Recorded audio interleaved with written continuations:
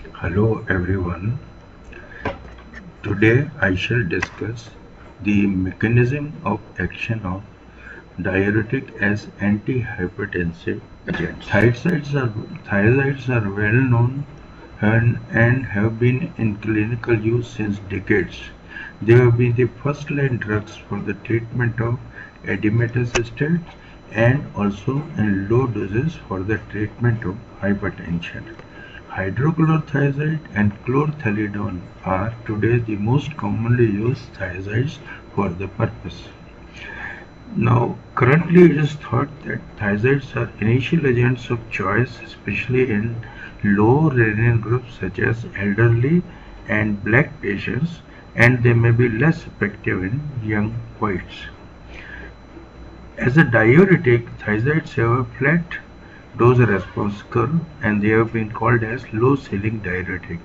However, it should be understood that they also have a flat antihypertensive dose-response curve, meaning thereby that smaller doses will achieve same antihypertensive effect over a period of time as compared to higher doses. Trials have revealed that a maximum dose of 25 mg hydrochlorothiazide or chlorthalidone is needed to achieve blood pressure reduction.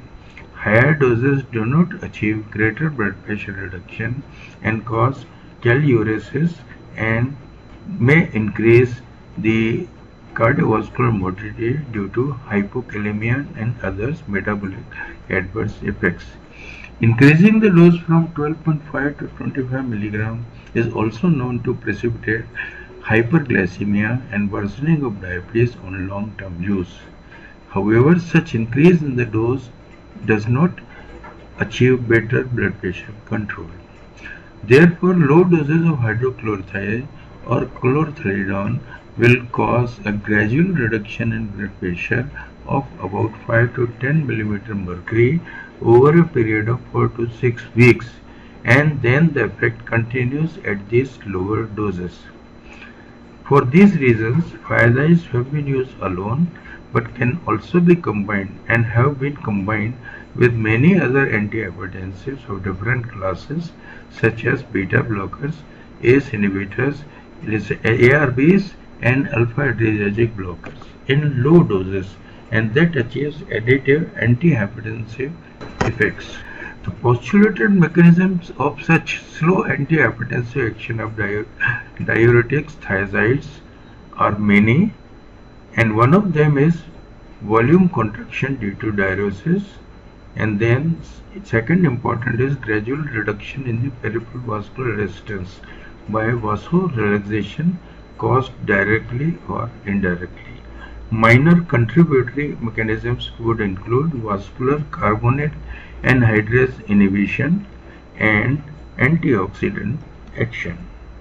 So far as volume contraction is concerned, the diuretic action is an important initial effect as antihypertensive action, and thiazides block sodium chloride co-transport in the apical membrane of the epithelial cells of distal convoluted tubule, and hence the sodium and water excretion is increased.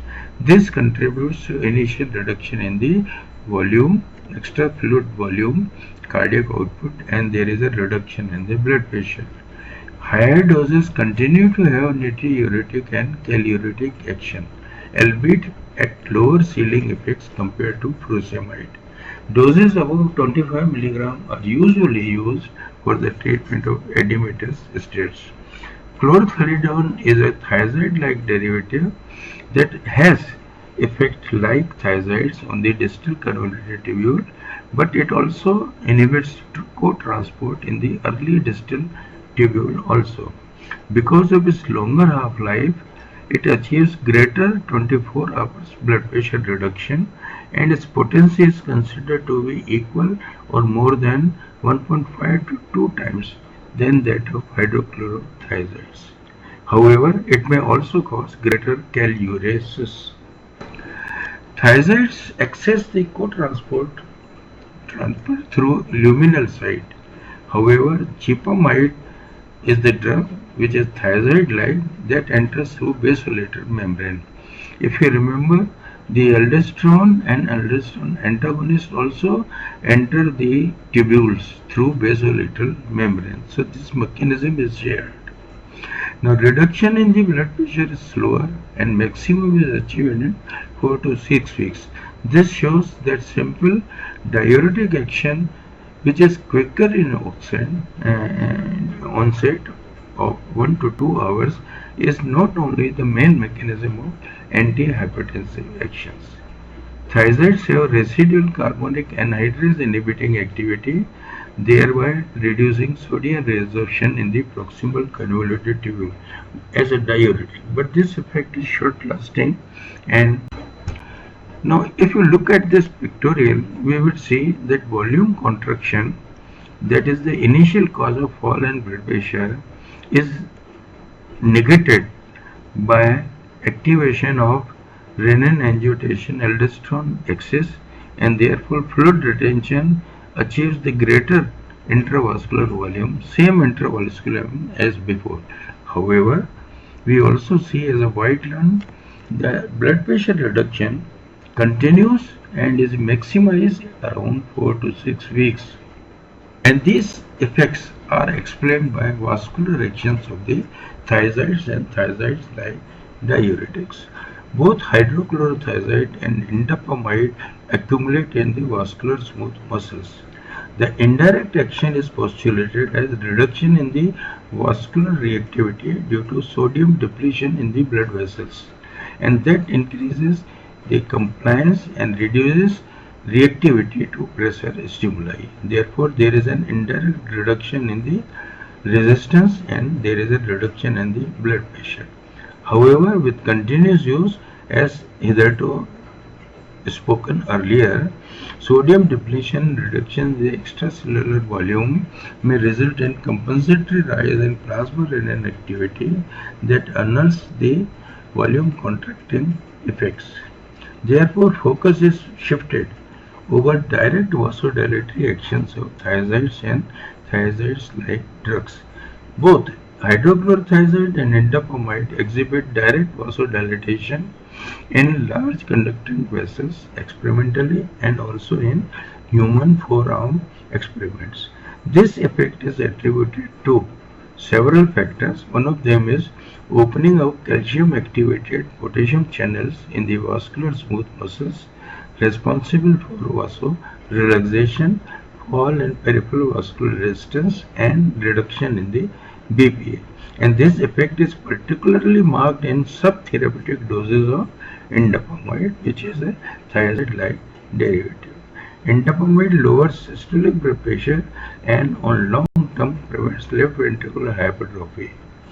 There is additional mechanism of generation of cyclic AMP protein kinase A axis and cascade, and that also increases the vasorelaxation in the vascular smooth muscles. Indapamide shows a direct calcium channel blocking action experimentally also, and therefore indapamide is considered as an effective antihypertensive in stage 1 and stage 2 hypertension, but is currently underutilized. Chipamide is a diuretic with antihypertensive action. It enters through the basolateral membrane and inhibits sodium-potassium co-transport like other diuretics. Unlike thiazides, a direct action is also seen in the presence of reduced renal function, and it also has mild carbonic anhydrase inhibiting activity, which is being due to sulfonamide. The drug chipamide is popular in Germany and Austria. It is related to salicylic acid. A related drug is metolazone that is found to be effective in the presence of renal impairment, but it's less often used for the treatment of hypertension. As far as cipamide is concerned, it acts as a diuretic similar to furosemide, although it has a low ceiling antihypertensive action like thiazides. So it is an intermediate between furosemide and chipamide. So we are underlying mechanisms of antihypertensive actions of thiazides as volume contraction, short lasting, initial, which recovers back over a period of time, followed by a sustained fall in blood pressure due to fall in the peripheral vascular resistance due to direct and indirect vasodilation. Thank you very much.